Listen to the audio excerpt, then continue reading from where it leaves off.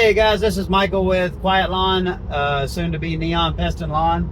I'm currently driving back. It's about a 2.5 hour drive back from the Raleigh, North Carolina Tesla dealership, driving back to our shop in the Myrtle Beach area, South Carolina. Ended up, I was looking at, both of our mowing vehicles, we've been using Priuses. They've been great. It's a very efficient setup. Gets 50 miles to the gallon, a lot less maintenance than driving around with a truck and a trailer. But one of those, the engine blew. They had over 250,000 miles when I bought them, and they had 270 to 280. This last year, and one of them blew up, and the other one is just, barely holding on. It still works, but it's, a lot of things don't work on it. The air conditioner, we're having to put, do a lot of repairs on it every year. So we needed to really upgrade our mowing setup. So first off, I was looking at going with just a pickup truck, like a small pickup truck. Particularly the Ford Maverick was what I was really interested in, because one, they have a hybrid, so it gets really good gas mileage, like 35-40 miles to the gallon. It's exactly what we needed, as far as to be able to either put a hitch carrier on with a push mower, put a ramp rack, do something like that, or pull a small trailer if we need it. I was looking for those. The problem is they're just one, finding one that I wanted. Two, a new one, like with the minimum stuff we need, is about 30 grand. And that would have been a fine option. I just didn't find one that, that was the right price and the right things I was looking for. So I started thinking about it, and I started looking at other options. I have thought about getting a Tesla before as a mowing vehicle. That's why I bought the first Tesla, with thoughts of being able to use it for the business. After looking at a Tesla, I went to Tesla's website. They had a lot of used vehicles that were pretty affordable. Ended up getting this one. It's a model 2023. It's a 2023 Model 3. It only has 31,000 miles on it. It still has, up to 60,000 miles for the factory warranty. It still has, I think it's like 100,000 for the battery and the drivetrain. So it's still well under warranty. A lot of the benefits of buying a new vehicle, but it was probably about $10,000 cheaper than buying one of the Ford Mavericks.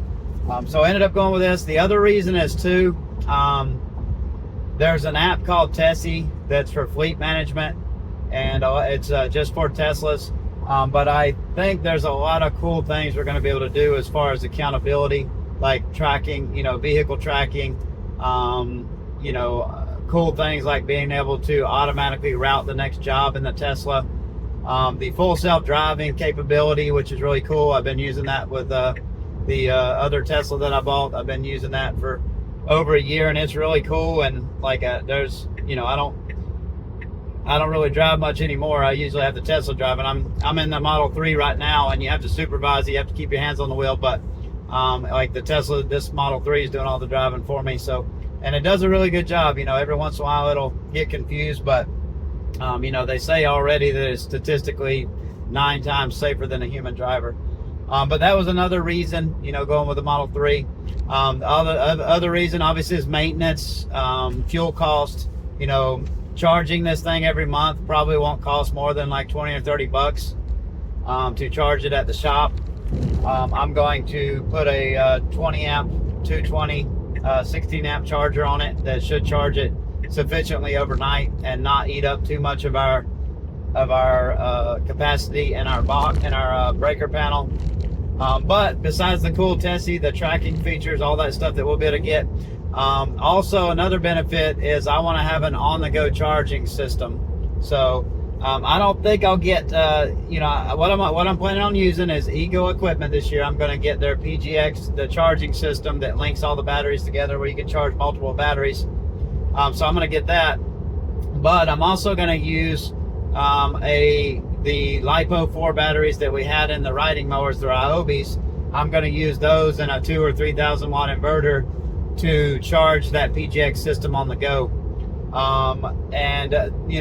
We've done mobile charging before in the past, and it actually has worked, but the vehicle temperature inside the Priuses, I would have to guess it gets up to 130, 140 degrees during the summer.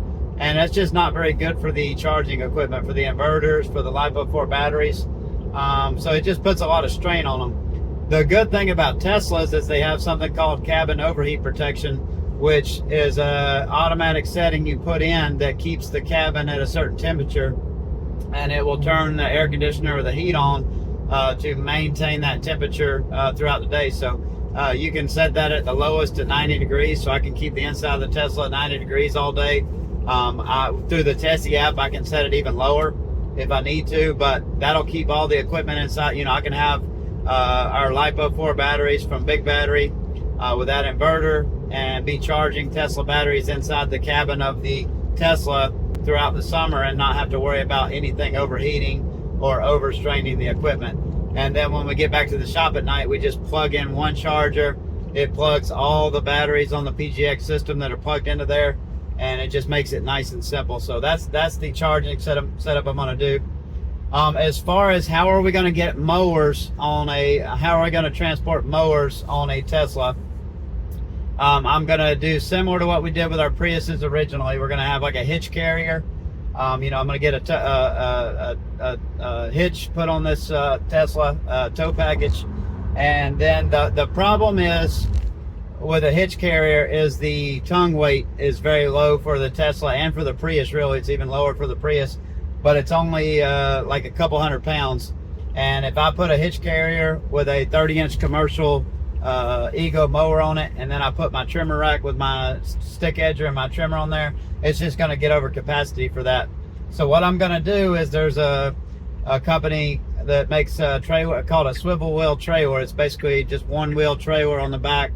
It mounts like a hitch carrier, but it's just basically got a wheel on the back of it that spins around and kind of turns with the vehicle, so that it's not like backing a trailer. It's actually connected to the vehicle, so it's no different than backing up with a regular vehicle, but it's just got that carry on it. But what I'm going to do is that I'm going to put one of those hitch carriers on it like that, and then you know, that will help support the weight and get the weight distribution the way it needs to be, so that the Tesla can, you know, that it's not going to overdo the tongue weight of that Tesla. It should be able to split that weight between that back wheel and the hitch of the tray of the vehicle, the receiver of the vehicle. But yeah, that's why I ended up going with a Tesla. You know, that, like I said, one was price, two is just the cool factor.